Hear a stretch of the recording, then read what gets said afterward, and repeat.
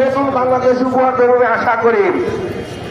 প্রিয় ভাইরা, আজ বক্তৃতা দিব না, কারণ আজ আমরা দোয়ার সবাই দেখুন আমার মায়ের জন্য।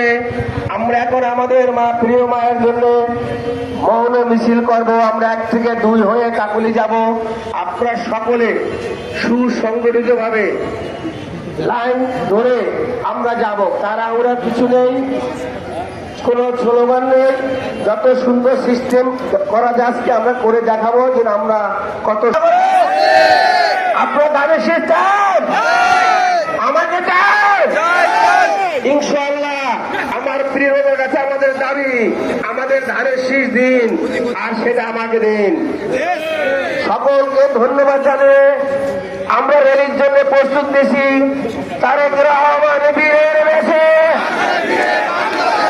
আসবে ফিরে বাংলাদেশে,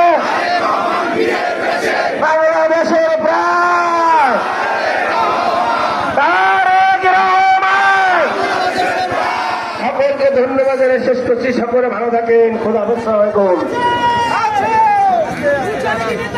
সংগ্রামী বন্ধুরা, আমরা মৌন মিছিল ধানের শীষ হাতে নিয়ে